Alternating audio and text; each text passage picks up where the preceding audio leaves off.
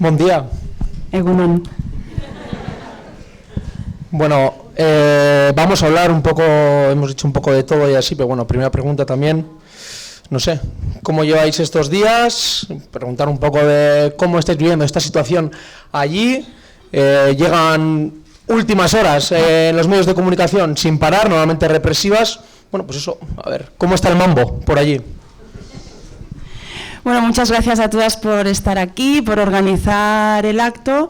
Nosotras la verdad es que como militantes de la izquierda independentista, de los movimientos sociales, de los espacios anticapitalistas y feministas, vivimos estos días pues como días de militancia, como muchos otros, con una expectación, como se puede comprobar, mediática quizás superior a la que hemos tenido en otros tiempos, pero asumiendo el compromiso que hemos adquirido las personas que solo tenemos pues nuestra dignidad, nuestra coherencia, nuestras manos, que es nuestro único capital, y nuestra palabra. Cuando damos la palabra que vamos a hacer todo lo posible para que la ciudadanía se exprese, pues ese compromiso se mantiene y estamos actuando en total coherencia con lo que hemos dicho. Nosotros entendemos que el conflicto político con el Estado español lo tiene que resolver el poder popular, tiene que ser la gente quien se posicione en relación a ese conflicto, y queremos dar la palabra a la gente. Esto no va de que unas élites políticas o judiciales decidan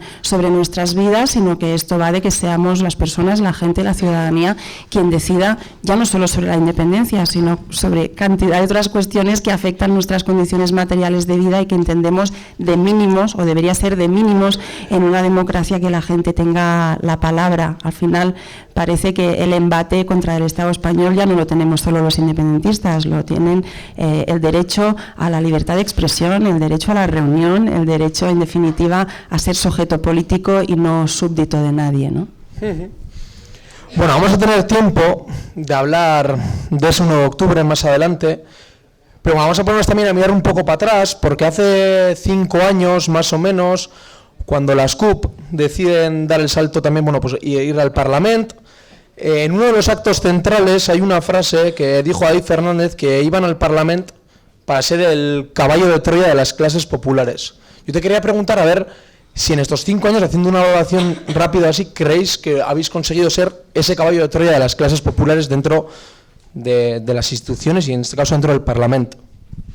A lo mejor un pony más que un caballo para la dosis de humildad necesaria. Bueno, sí que entramos con un planteamiento de llevar nuestro recorrido, nuestro bagaje, pero también nuestros sueños, nuestros retos y nuestras utopías a otro ámbito de representación. Habíamos estado pues, en la calle, en los movimientos, en el municipalismo, y estar en el ámbito autonómico pues iba a ser otro espacio de intervención política. En un primer momento con 3 diputadas, luego con 10, hemos intentado con todas nuestras energías y fuerzas pues plantear nuestros retos políticos y dar voz, ¿no?, a un sentir, a unos quereres que creemos que durante demasiado tiempo pues no han estado representados, ¿no? No sé, no somos nosotras quien vamos a juzgar si lo hemos conseguido o no, pero es evidente que no podemos dejar de constatar, por un lado, los límites de las instituciones. Es evidente que el ordenamiento jurídico institucional que deriva del régimen del 78 no está pensado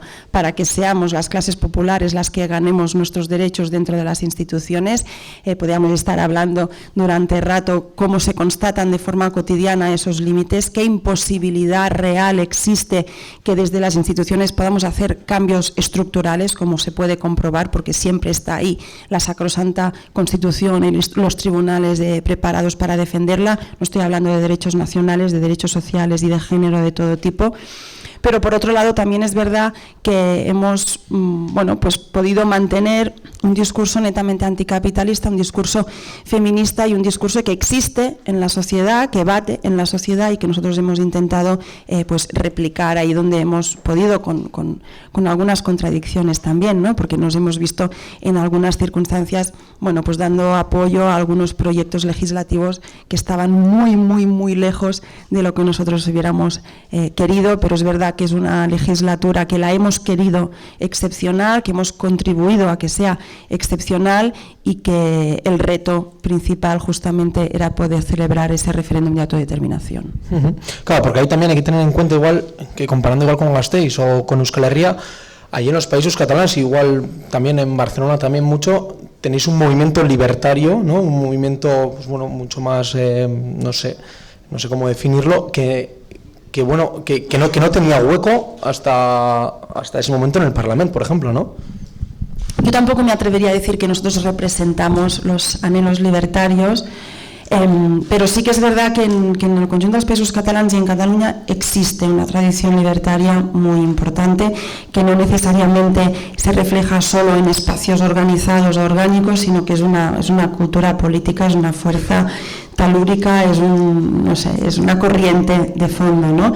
Que yo creo que, y ayer en Iruña lo intentamos explicar, las CUP no se entienden sin el movimiento anarcosindicalista de Cataluña de los años 30, las CUP no se entienden sin esa cultura libertaria que nos atraviesa, la fuerza del asamblearismo, el poner el énfasis en el municipalismo, un cierto código ético en el que pretendemos reflejar que nadie es imprescindible y que esto va a ser rotatorio sin parar, y yo creo que eso de alguna manera pues seguramente lo transmitimos con mucho orgullo además, y bueno, intentamos también pues recuperar, ¿no?, referentes de los que fueron fusilados o enterrados o desaparecidos en cunetas, que sin ellos tampoco se entiende que hayamos llegado a este momento, ¿no?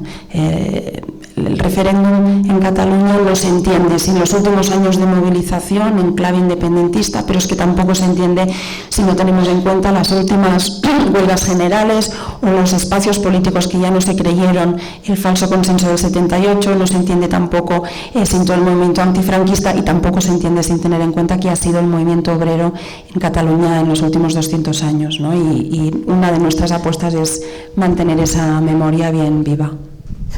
Bueno, para acabar un poco con las valoraciones, esta valoración de estos meses o ya los 2 años que tú has cumplido junto a otras 9 parlamentarias en el Parlamento, digamos igual que tampoco todo ha sido bonito, porque recordemos esa parte también del pressing cap, ¿no?, que se movió mucho, pero claro, hace 5 años, en el momento en el que van al Parlamento, tres, Isabel, Kim y David van al Parlamento, pues bueno, todo era bonito, eran unos asamblearios, la imagen que llegaba aquí era, mira, estos que majos, con unos sueldos más bajos que el resto del Parlamento, lo consultan todo, mira el de la chancleta, ¿no?, David Fernández, la imagen esa, y digamos que teníais una opinión pública bastante buena. La CUP buena, vamos a llamarle la CUP buena, que era en ese momento, pero llega un día en el que de 3 pasáis a 10 y os convertís a la vez, digamos, clave y llave para las mayores decisiones que tiene que tomar el Parlamento. Ahí ha habido linchamiento, y suponemos que no ha sido solo por la parte del que se considera por lo menos unionismo español. En catalán, pressing CUP, no tenemos por qué decirlo en inglés, pressing CUP. Ha dicho pressing CUP, como has dicho. Está ahí.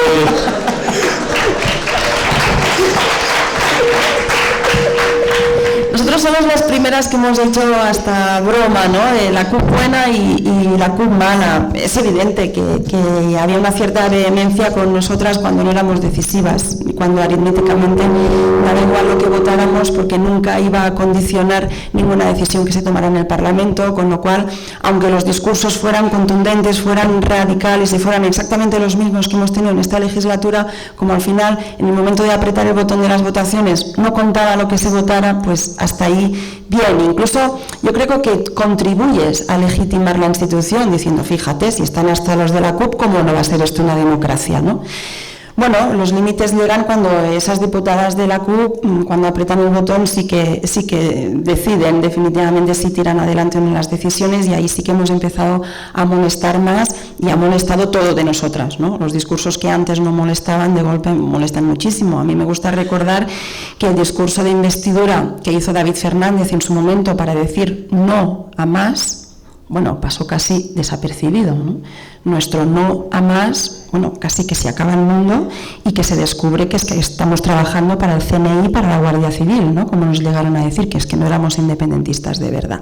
Sin querer simplificar, y porque tampoco nos da tiempo a profundizar mucho, pero es evidente que en ese momento ya no interesa que estés en la institución con el peso político en que estás. Yo creo, y no sé si es muy atrevido plantear que ahí también hay un elemento de género, tampoco es lo mismo un grupo parlamentario con una única mujer que un grupo parlamentario como hemos tenido nosotras con 50%, 50% y con unas caras visibles que son mujeres, ¿no? Eso da pie no solo al linchamiento de la caverna autóctona y española, sino que da pie además a que se abra otro abanico de insultos, ¿no? Que tienen que ver con nuestro cuerpo, nuestras tetas, nuestro culo, nuestro peinado y todo, ¿no? Pero bueno, yo creo que son momentos en los que también es importante destacar que hay un nivel de realidad, que es el de la caverna, para entendernos, o el de determinada opinión pública o publicada, pero luego está el remor de la gente y luego está el día a día en las calles. Y yo creo que no hemos recibido más muestras de apoyo y de solidaridad en la calle que el que recibimos durante esos 3 meses de linchamiento, ¿no? Con lo cual yo creo que nosotros como gente de izquierdas tenemos también el deber de no leer la realidad solo desde un único estamento y de ver que hay cantidad de gente humilde, sencilla, muchos que no eran ni tan solo independentistas, que sabían ver también de qué iba ese linchamiento, ¿no? Y que se ponían de nuestro lado y nos lo hacían llegar, y me parece que también es importante ponerlo en valor. Bueno, lo has comentado tú, ¿no? Una prueba de que habéis molestado a más de uno es esa ofensiva de insultos machistas respecto al aspecto y tal. Y bueno, ya has comentado un poco, pero ¿qué estrategias planteáis o lleváis a cabo cuando sufrís esa ofensiva de insultos machistas? Yo creo que en primer lugar hay como una, no sé si llamarle estrategia, porque viene mucho como de la intuición, pero cuando tú te has pasado la vida y sigues recordando a las luchadoras del mundo y reivindicas a las kurdas como tu gente, y reivindicas a las mujeres palestinas y recuerdas el papel que han tenido las mujeres en la lucha por el agua en Bolivia, y recuerdas el papel que han tenido las abuelas de la Plaza de Mayo y tantas otras mujeres anónimas en el mundo que se juegan la vida por ir a la escuela o se juegan la vida por querer decidir sobre su matrimonio, muchas otras se juegan la vida pues por el derecho al aborto. Tú no puedes hacer otra cosa que aguantar con toda la dignidad del mundo unos insultos, que al final es a lo que nos hemos enfrentado, ¿no?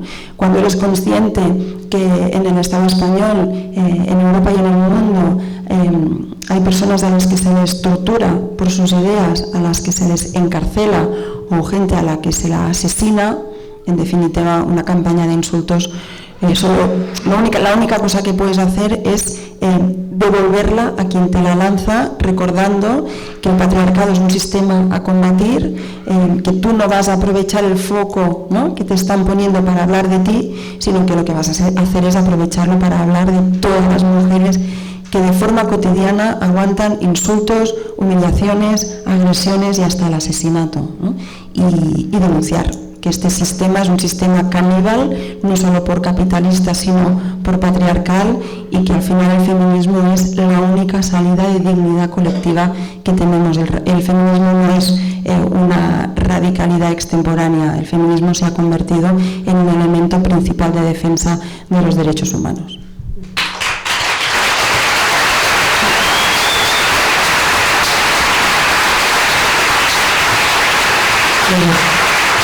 Vamos a pasar a la territorialidad.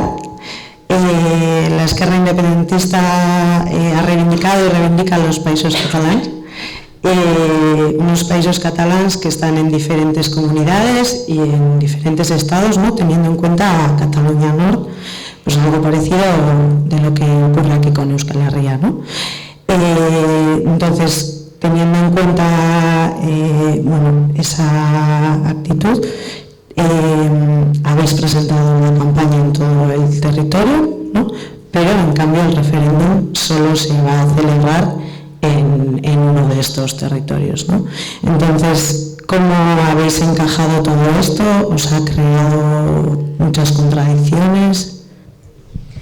Bueno, para la izquierda independentista es obvio que un elemento fundacional que forma parte de nuestro ADN político es la construcción nacional, el país entero y la territorialidad completa, ¿no? Y de la misma manera y al mismo nivel que nuestra apuesta por el socialismo o por el feminismo, con lo cual ese es nuestro planteamiento político y es no solo intachable, sino irrenunciable. Y en ese nivel de realidad nos seguimos moviendo, además, porque nosotras desde antes de tener presencia en las instituciones, ¿cómo entendíamos la construcción nacional? Pues bueno, pues desde los ámbitos de intervención que podíamos manejar, ¿no? Construcción del movimiento juvenil, movimiento estudiantil, casales y ateneos, fiestas populares autoorganizadas, defensa de la lengua, etcétera. Esa es una realidad que va a seguir trabajando y de la que no vamos a la que no vamos a renunciar. Luego hay otro nivel de realidad en el que en el Principat pues hay no solo una mayoría aplastante favorable al derecho a decidir, sino bueno, pues, decenas de miles, centenares de miles de personas que ahora sí que entienden que la independencia es la única salida, ¿no?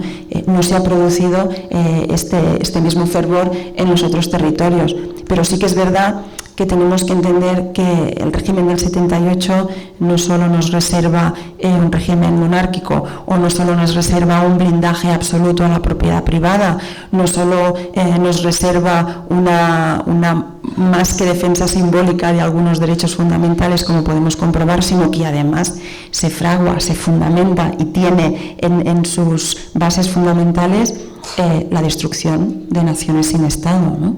El régimen del 78, digo por aquellas izquierdas que lo denuncian y siempre se olvidan, curiosamente, de denunciarlo desde esa perspectiva. El régimen del 78 no se entiende sin la cartografía del poder de las provincias y de las autonomías, no se entiende sin esa posibilidad de federación entre territorios que lleva un nombre de un país escrito, ¿no? Entonces no podemos olvidar tampoco que la historia se ha escrito a partir de todos los recursos que el Estado ha invertido para negar esa realidad, ¿no? En definitiva, es obvio que la realidad existe cuando se destinan tantos recursos para negarla, ¿no?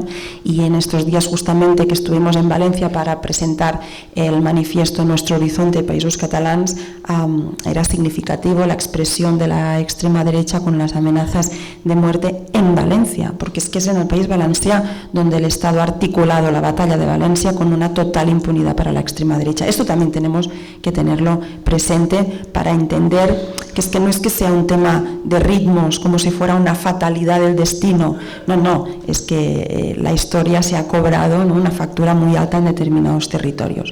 A partir de ahí, de la misma manera que hace 10, 15 o 20 años que nosotros gritábamos independencia en las calles de Barcelona y éramos poquitos y no por eso dejamos de hacerlo, nosotros seguiremos reivindicando que nuestra nación es completa y que justamente no entender ese mapa nos convierte en cómplices de ese régimen del 78 que se cobró tantas vidas y tanto terror. Bien, vamos a pasar a escenarios. Tras el 1 de octubre y saliendo el sí, pues seguramente el Estado español no reconozca los resultados. No sé por qué piensas eso. Si fuera ese el caso loco, ¿cuál sería la hoja de ruta? Y eso va a ser fundamental para poder explicarnos qué escenario nos podemos encontrar el 2 o el 3 de octubre. No va a ser lo mínimo que lleguemos al 1 de octubre con unas dosis importantes de desobediencia civil institucional, que no que finalmente vaya ganando el miedo y vaya avanzando terreno, ¿no?, esa deriva represiva del Estado. En cualquier caso, si el escenario es que se ponen las urnas el día 1, que gana el sí y que, como prevé la ley de referéndum y la ley de transitoriedad, se declara la independencia, tampoco queremos esconder que, lógicamente, el escenario loco de que el Estado no se va a sentar a negociar nada, sino que vamos a tener que seguir sosteniendo ese embate y tendremos que hacer valer esos resultados. La diferencia es, porque uno podría pensar, buah, pues si tampoco van a negociar y tampoco van a reconocer esa independencia, ¿para qué tanto lío, no?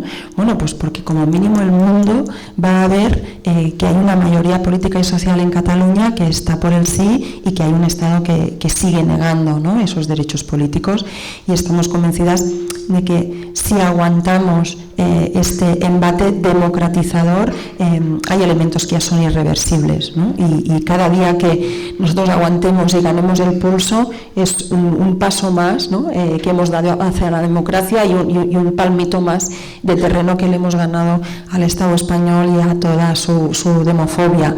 Con lo cual, el escenario que nos debemos plantear es el de que va a seguir la confrontación, pero que evidentemente la confrontación se va a poder sostener mucho mejor con unas urnas que den victoria por el sí que en cualquier otro escenario. Y eso como, o sea, bueno, tanto antes del referéndum como después, que es un poco lo que estabas hablando, ¿no?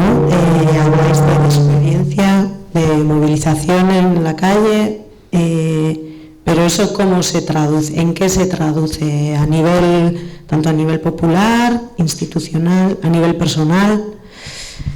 Bueno, la verdad es que la opción del Estado ha sido justamente de capilarizar muchísimo la represión, con lo cual ahora ya tenemos advertimientos penales que pesan sobre la mesa del Parlamento, sobre el conjunto del Gobierno, sobre más de 1000 cargos del Gobierno, sobre más de 700 alcaldes y alcaldesas, sobre los voluntarios, sobre medios de comunicación también, sobre empresas que fabrican pues algo que pueda ser susceptible de parecerse a una papeleta o a una urna, con lo cual yo creo que casi no queda nada, ¿no?, por ser advertido desde Fiscalía. Incluso el fiscal general dijo que se actuaría contra cualquier elemento necesario para hacer el referéndum.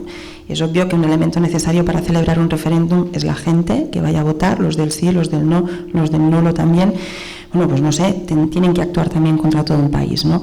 Con lo cual hay muchas opciones para articular con determinación la desobediencia civil e institucional. Tienen que desobedecer esas prohibiciones los alcaldes y alcaldesas, que tienen un compromiso de poner las urnas para que sus vecinos y vecinas se puedan expresar.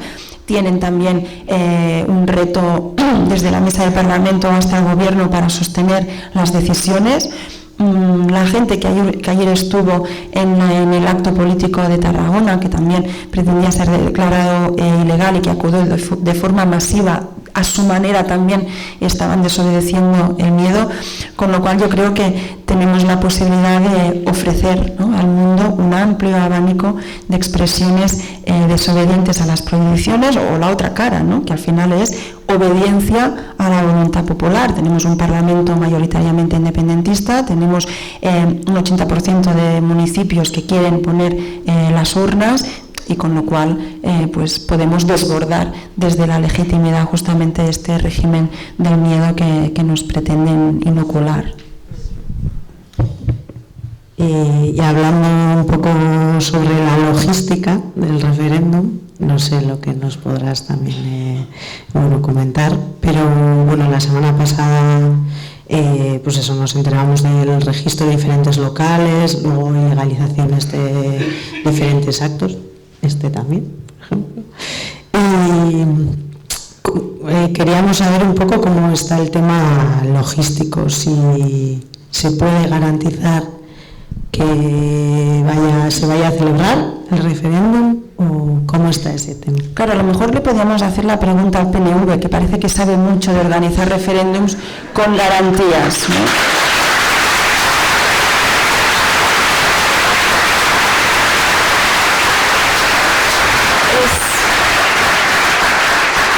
Yo creo que es muy sintomático, ¿no?, que haya determinadas voces que pongan permanentemente el foco sobre las garantías y sobre decir que es que no va a haber todas las garantías que hay en unos comicios electorales ordinarios, ¿no? En primer lugar, no son unos comicios electorales, esto no va de dar sillas ni sueldos a nadie. Esto va de dar la palabra a la gente, y de referéndum de autodeterminación en el Estado español nunca ha habido ninguno, ni para decidir independencias ni para decidir indisolubles unidades del Estado. Con lo cual, ahí primer mensaje. Segundo, bueno, claro que hay dificultades en la logística. Llevamos meses en que están siendo llamados a declarar delante de la Guardia Civil un abanico bastante importante de empresarios, pequeños autónomos, que están siendo interrogados sobre si están trabajando en algo que tenga que ver con el referéndum. Por lo tanto, a nadie se le escapa que la situación es de total excepcionalidad y que en la logística hay dificultades, obviamente. Pero y así nosotros, que no estamos en el gobierno y por lo tanto no somos responsables de la logística y que hubiéramos podido desentendernos de ello, no lo hemos hecho. Somos gente muy responsable, aunque nos llamen lo contrario, y lo que hemos hecho durante estos meses que han precedido es justamente poner sobre la mesa diferentes elementos en lógica de anticipación que entendemos que deberían acompañar esta logística, ¿no? Es obvio, o como mínimo nosotros éramos muy conscientes de que el Estado iba a actuar como lo está haciendo, y por lo tanto que la única lógica que podía ser ganadora es no la de ir a remolque de los embates represivos, sino la de anticiparnos e ir garantizando la logística con anticipación. A partir de ahí tampoco quiero negar que el Gobierno no siempre ha atendido nuestras peticiones y que el Gobierno finalmente, la Generalitat, decide sobre el plano logístico. A nosotros nos inquietan algunas cuestiones, claro que sí. Nos inquieta, bueno, pues que la televisión pública en algún momento pueda retirar los anuncios que llaman a la participación en el referéndum. Nos inquieta muchísimo que los Mossos d'Esquadra puedan detener a nuestros cargos electos, que ya han anunciado que no van a ir a declarar a Fiscalía, que no tienen nada que contarle a Fiscalía. Nuestros alcaldes han hecho público y notorio su compromiso de poner las urnas, con lo cual Fiscalía no tiene por qué interrogarles de nada. Nos inquieta, por lo tanto, que los Mossos d'Esquadra los puedan detener, y quizás asistamos en estos días que vienen, ¿no?, pues en esa constatación de una confrontación en lógicas políticas que existen en el sí del independentismo, ¿no? En cualquier caso, yo creo que aún estamos a tiempo de sumar a más actores y políticos de aquí y de allí también, en dejar de poner el foco en la exigencia máxima a los independentistas y que pongan el foco de una vez a esas cloacas del Estado que están funcionando todavía.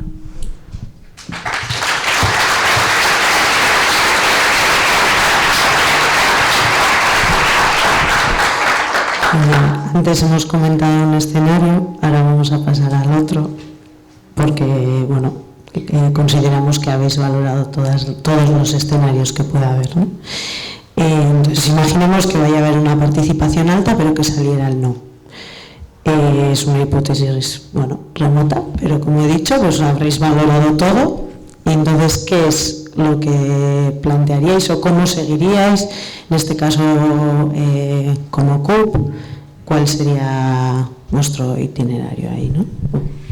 Nosotros no solo hemos hecho público, sino que la misma ley de referéndum lo recoge. Si en el referéndum del 1 de octubre gana el no, automáticamente se convocan elecciones autonómicas. Entendemos que no hay una mayoría que sustente la opción de salir del régimen de las autonomías del 78 y por lo tanto se convocan elecciones. La CUP, avanzo, haría asamblea para decidir si se presenta a esas elecciones o no. No puedo augurar cuál es el resultado.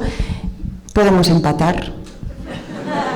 Es un empate muy lícito, como cualquier otro resultado, y veríamos. No es de extrañar que hubiera voces en la CUP que defendieran seguir estando en la institución autonómica y probablemente otras voces que planteáramos, pues a lo mejor reinvertir de nuevo todos los esfuerzos en el ámbito municipalista y preparar pues el terreno de intervención para otro momento.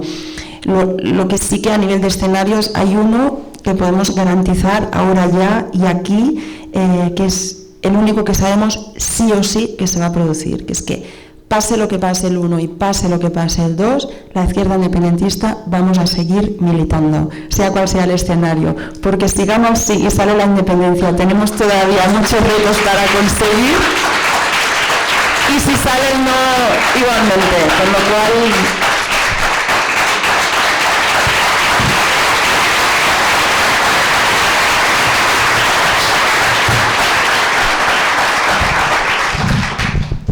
Pablo Iglesias. Es este que tiene perilla y coleta y que hace, para que las conozcan, hace 5 años gritaban, nos representan y había dicho que si fuese catalán él no iría a votar en el referéndum. Dice que lo que es urgente para Cataluña y para España es echar al PP. Lo dijo el mismo día de la Diada, lo ha hecho esta semana. Y quiero preguntarte un poco, pregunta a ti personal, a ver cómo crean a Gabriel, ¿qué es más necesario para los pueblos que hoy en día son parte del Estado español? Si tiene que ser la de echar al PP o volcarse con el referéndum, diferentes fuerzas y diferentes pueblos, evidentemente. Bueno, ya aprovechamos para responderle a Pablo en nuestro acto político del 11 de septiembre, en el acto que venimos celebrando desde hace más de 40 años la izquierda independentista, ¿no? Y le dijimos justamente eso, Pablo, no creemos que el objetivo principal en este momento en Cataluña, como mínimo, sea echar al PP. De hecho, porque en el Parlamento Autonómico catalán el PP tiene un diputado más que la CUP, por lo tanto su representación como mínimo tiene que ser tildada de humilde y discreta, al mismo nivel que la nuestra, no quiero reivindicar nada más que eso, pero en todo caso en Cataluña el objetivo no es ese. Pero es que incluso en el conjunto del Estado español y de las diferentes autonomías tampoco creo que sea un objetivo en sí mismo, excepto que nos queramos mover y que nuestro terreno de juego y que nuestra estrategia la diseñemos en la lógica de la representación institucional en sentido estricto, la cual cosa me parece bastante pobre, y como además Pablo y su equipo son gente que han estudiado muchísimo, que se han pasado la vida en la universidad, que han tenido la oportunidad de leer y de formarse con muchos teóricos y clásicos, saben sobradamente que la política no es en exclusivo lo que pasa en determinadas instituciones de representación. Justamente de ellos hemos aprendido que los poderes que nos gobiernan están más fuera que dentro de las instituciones, que justamente no les votamos, ni al FMI, ni a los dirigentes de la Troika en su conjunto les votamos y gobiernan cada día nuestras vidas y nuestros intereses, ¿no? Con lo cual yo creo que deberíamos pedirles que hagan un esfuerzo por ampliar un poco la perspectiva. Tienen los instrumentos para hacerlo, tienen los conocimientos de la intelectualidad para hacerlo, y el objetivo de echar al PP es un objetivo que se le queda pequeño a este país, se le queda muy pequeño. Porque hemos visto, y lo estamos viendo en los países catalans, que han tenido muchos años de gobiernos del PP, en el País Valencià y las Illes, que han echado al PP, que ha habido unas alternativas de gobierno llamadas progresistas para considerar con muchísima generosidad al PSOE como progresista, y que en cambio no están teniendo posibilidad de resolver las necesidades materiales de la gente, que es que no tienen posibilidad de respuesta a la ruptura social que ha generado y que está generando la pobreza, con lo cual no es verdad que el objetivo sea echar el PP. El objetivo es hacer cambios radicales y estructurales, y es que es verdad que queremos gobiernos que obedezcan a los intereses no de unos pocos, sino de las clases populares. Le dijimos también en la diada que es que esto no iba de sacar a unos para poner a otros, que es que el objetivo se queda pequeño también. En cualquier caso, yo creo que el mayor mensaje democratizador al PP debería ser asistir a votar de forma masiva al día 1, aunque sea para ir a votar que no, eso por un lado. Por el otro, se tiene que entender que el día 1 de octubre se ha convertido en un reto no solo para los independentistas, es un reto democratizador para el conjunto del Estado español y de sus pueblos y de sus clases populares sobre todo, y más allá, porque en Europa hemos visto que esta Unión Europea se atreve a asistir a referéndums en países en que los referéndums no son declarados ilegales, como en Grecia, en el que se convoca a la gente para que opinen sobre si creen que se deben aplicar los memorándums austericidas. La gente asiste a votar de forma masiva, se decide que no se quieren aplicar esos memorándums, se hace lo contrario y no pasa nada.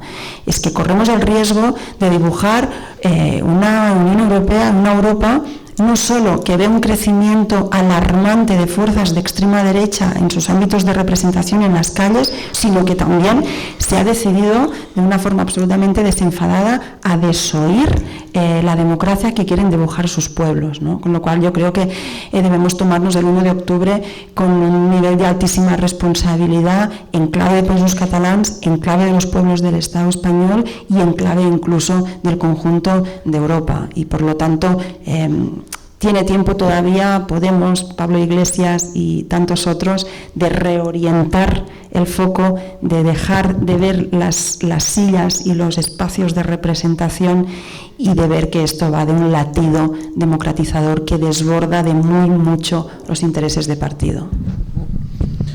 Y la señora Colau, porque está, ay que sí, me atrevo, no, al final nada con la Generalitat, no sé, otra también el lunes en la diada, tú misma también decías, pon las urnas, puta que no, pon las urnas. ¿Cómo ha sido esta semana cuando habéis recibido esta noticia en un sitio tan importante como Barcelona, que bueno, que la participación, pues bueno, que variará mucho de cómo esté el tema de las urnas en Barcelona? Un poco lo mismo, es que es decebedor, porque además con parte del espacio político dels comuns hemos compartido en otros momentos luchas, reivindicaciones y calle, ¿no? Y que en un momento así se pongan del lado de la legalidad te deja un poco estupefacto, ¿no? Porque ¿qué legalidad? La legalidad que emana de una Constitución que ni tan solo la hemos llegado a votar un 20% de la población viva. Si es que la Constitución española está votada por muertos. Si es que la gente que vivimos, que cada día notamos en nuestra piel los efectos del régimen del 78, no hemos sido avaladores de esa Carta Constitucional de la que emana, ¿no?, toda la legalidad vigente. ¿Cómo de golpe nos convertimos en salvaguarda de esa legalidad? ¿En base a qué interés? Si somos capaces de denunciar que es una Constitución que no se puede cambiar para nada, pero sí para decidir que primero van el pago de los intereses y de la deuda, pero no para las políticas sociales. Denunciamos eso, pero no denunciamos en cambio lo que tiene la Constitución de perverso en calidad de libertad de los pueblos. A mí me parece que eso, las izquierdas, ese tipo de planteamientos no deberían ser compatibles con ellas, ¿no? O que nos digan, es que el secretario ha hecho un informe en el que dice que si el Tribunal Constitucional dice que el referéndum es ilegal, es ilegal. Bueno, es que tampoco hace falta que hayas estudiado Derecho para llegar a esa conclusión. Nosotros ya sabemos también que el referéndum que hemos aprobado en el Parlamento no es compatible con la lectura que se hace de la Constitución española. También nos decían Cataluña sí que es pot. Es que no hacéis caso de los informes de los letrados. Pues porque no nos hacen falta los informes de los letrados, pues que a nadie le hace falta. Es que el Consejo de Garantías Estatutarias dice que esto es incompatible con el Estatuto. Hostia, muy bien, lo has entendido, claro que sí. Es que esto va de otra cosa que desborda justamente los límites constitucionales y estatutarios, porque se gestaron para hacer imposible esa expresión popular. Con lo cual es como mínimo decebedor que estén del lado de esa legalidad que para nosotras es perversa. Porque además entendemos que tendría que ser ejemplarizante el papel que tuviera la alcaldía de Barcelona, justamente decir, mira, yo no voy a ir a votar. O si fuera a votar, votaría que no, pero eso no quita que yo voy a poner las urnas. Las urnas no se ponen cuando sale lo que tú quieres. Las urnas se ponen siempre para consultar permanentemente. Eso tendría que ser nuestro modelo, ¿no? Con lo cual es un poco también decebedor desde esa perspectiva. Y en tercer lugar, no sé por qué insisten tanto en decir que es que el 1 de octubre no va a ser un referéndum, que es que a ellos les ha dado por llamarle movilización. Pero que la gente no quiere una movilización, que la gente ya se ha movilizado durante mucho tiempo, que ya no sabemos qué forma hacer más el 11 de septiembre, que las hemos hecho todas.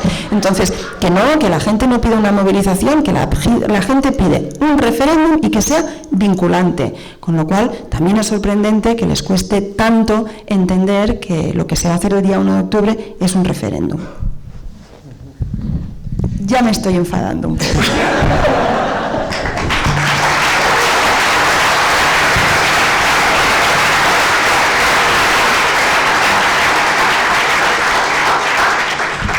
Otro tema que estos días está bastante en los medios de comunicación es el tema, los bueno, pues qué países europeos pueden dar apoyo a una futura República Catalana.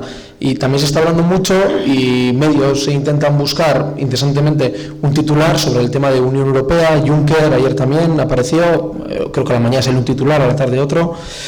Bueno, pero es una Unión Europea que vosotras criticáis y que no tenéis tampoco gran interés en ella, pero te voy a preguntar a ver si crees que la sociedad catalana está preparada para afrontar la situación de quedarse fuera de una Unión Europea, de la Unión Europea que tanto criticáis. Bueno, también nos gustaría y preferiríamos pensar que en este país es posible abrir debates sin miedo, sin tabús y sin límites, ¿no? Y el debate sobre la pertenencia a la Unión Europea a nosotros nos parece un debate muy pertinente, al margen de que nosotros planteamos abiertamente que en el sí de la Unión Europea creemos que no hay posibilidades para recuperar cotas de dignidad para la clase trabajadora, pero estamos dispuestas a debatir sobre eso, pero debatir sobre eso sin fatalismo tampoco, ¿no? Porque parece que fuera de la Unión Europea no hay vida, está el caos y es Mordor directamente, ¿no? Como si estar en la Unión Europea no fuese ya un poco Mordor también en el día a día, ¿no? Con lo cual, bueno, ojalá pudiéramos tener ese debate. En segundo lugar, nosotras tampoco nunca hemos esperado grandes pronunciamientos favorables a la liberación nacional y social de los pueblos en el seno de la Unión Europea, porque se gesta justamente para negarlo, con lo cual no estamos esperando que el señor Macron haga un alegato a favor de la independencia de nuestro país o de respetar los resultados. Pero empiezan a salir voces significativas en que empiezan a plantear, bueno, pues que a lo mejor se debería respetar, ¿no?, lo que plantea un pueblo. En todo caso, también me parece que no solo fuera de la Unión Europea hay vida, sino que además hay vida inteligente. Y quiero recordar que el primer presidente que dijo abiertamente que era favorable al derecho a decidir del pueblo catalán y que lució una estalada fue Nicolás Maduro.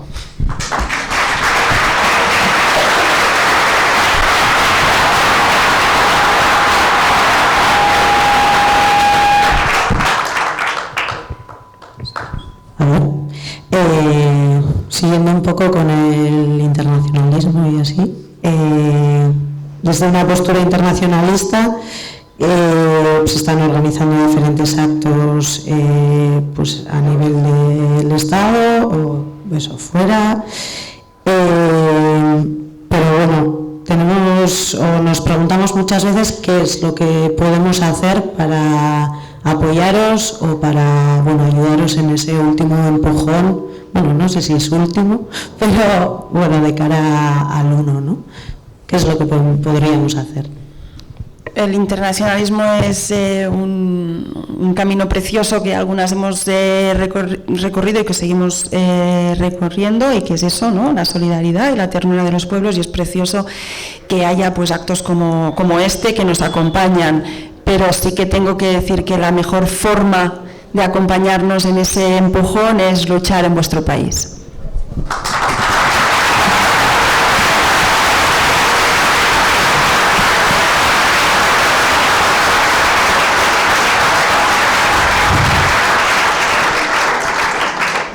Bueno, vamos a parar un momento porque acaba de llegar la comitiva municipal.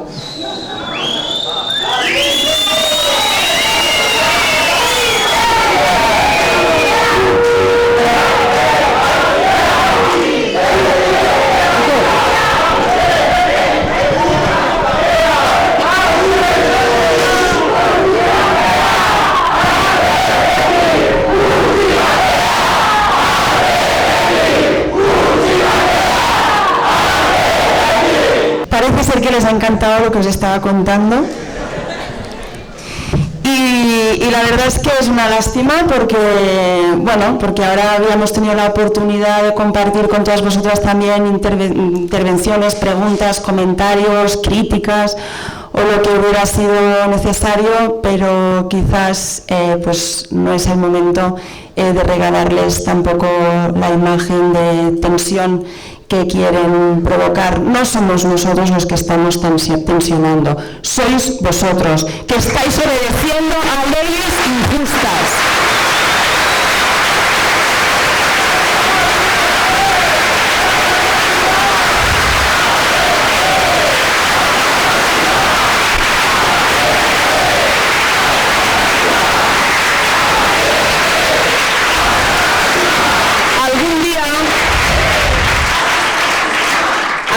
nosotros nos miraremos al espejo, no para peinarnos, pero para saber que a lo mejor habremos nacido para ganar, a lo mejor no habremos ganado, pero que en el camino habremos conocido a la mejor gente, de eso que nos quepa ninguna duda. Y ellos se van a mirar al espejo y les va a dar vergüenza de lo que van a ver, porque solo van a ver cobardía y solo van a ver que han venido no para escribir historia, sino para avergonzarla. Si os parece, nos encontramos en la calle, porque la calle es nuestra, y les vamos a regalar una imagen masiva luciendo la papeleta del voto al 1 de octubre. ¡Viva Esquer! ¡Esquerrik asko!